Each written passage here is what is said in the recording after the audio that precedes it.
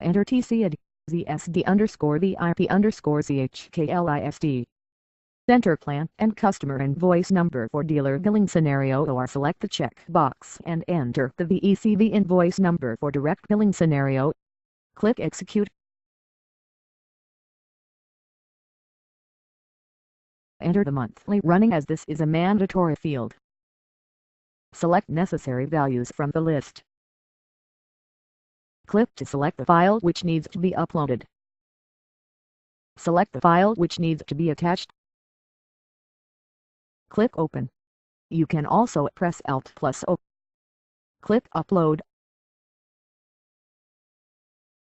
Select necessary radio buttons. Enter remarks if any. Click Customer Feedback. Select necessary value from the drop-down list. Choose Yes if the vehicle is financed through dealership. This would enable for more fields below to be filled in this feedback.